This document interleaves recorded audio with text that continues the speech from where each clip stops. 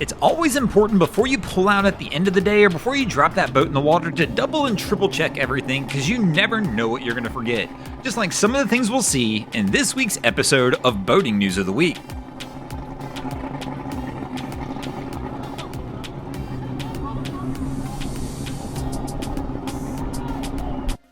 Our first story to make the boating news this week is going to take us down to Sarasota, Florida, where this was the scene earlier this week when apparently a catamaran somehow got stuck under the Albee Bridge in Sarasota, Florida. Now, one of the tough parts about breaking this on the boating news is we're working on a lot of speculation right now. As of this point, not a whole lot of details have come out as to how this catamaran got here. But if anybody knows this area, you know the current rips exceptionally hard in this spot, which means more than likely the catamaran suffered some sort of mechanical failure and during that time period got itself lodged under the bridge.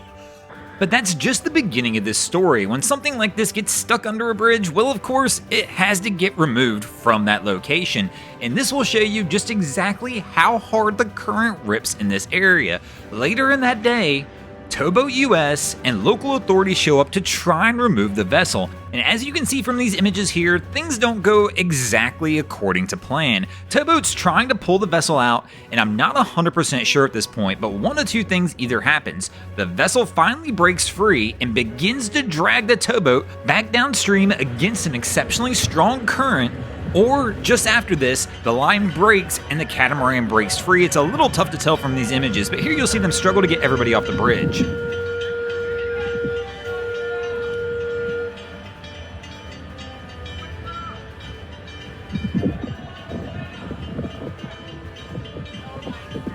It does take this crew about a minute to get everybody off the bridge so they can get the bridge open. Even local law enforcement has to kind of step in here in a moment, and you'll hear them start yelling at people to get off the bridge so they can get it open.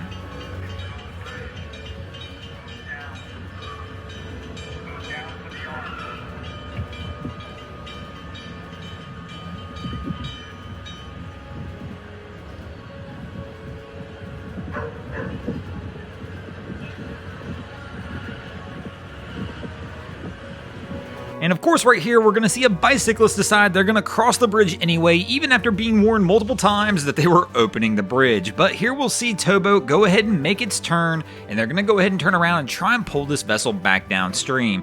But let me know in the comments below if you guys know how this catamaran got stuck under the bridge. As of now, as I mentioned, all I've seen speculatory stuff. I haven't seen any definitive answer.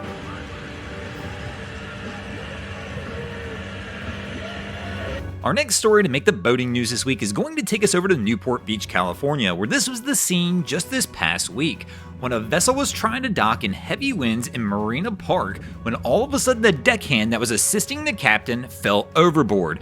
As he fell overboard, he was able to cling on to one of the fenders on the side of the vessel, as can be seen in these images here. Fortunately, one of the Harbor Patrol service members saw the incident occur and was able to quickly jump into one of their service tenders and head over to the vessel and try and render aid and get the man pulled aboard. Here you'll see them pull up next to the vessel. He'll instruct the man to let go of the fender, and after that, he will actually grab the gentleman and pull them on board the service vessel. Fortunately, in this situation, due to the quick actions of the harbor service team member, there were no injuries reported in this incident. And our next story to make the boating news this week is going to take us to the coast of Russia, where this was the scene when the cargo vessel Yangzing 56 wound up getting stuck in a heavy ice floe and suffering major damage to the hull of the vessel. And after several attempts to try and salvage the vessel, the ship sank a little over a week ago, about 43 miles off the Russian coast. The current report states that the vessel was in the Tartar Strait, drifting with other vessels in ice floes while awaiting to proceed into port.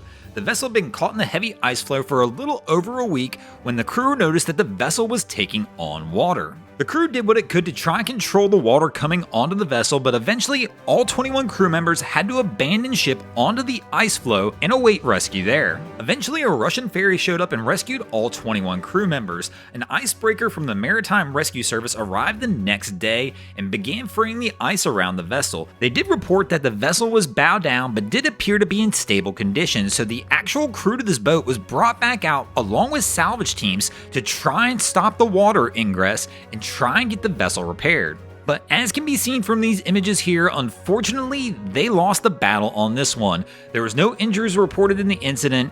Crews eventually, after trying to salvage the ship for several days, determined it was unsalvageable, pulled the pumps off the vessel, and they did finally let it sink. Thanks for watching, guys. I hope you enjoyed this week's episode of Boating News of the Week. If you ever see anything crazy happening out on your waterways, be sure to hit us up on Facebook or Instagram and let us know, and you might see your stories over here. Just like Jennifer Ford Coat, Adam Gimbel, and Miami Boat Ramps did this week. And if you guys haven't already, go ahead and drop an anchor on the subscribe button here.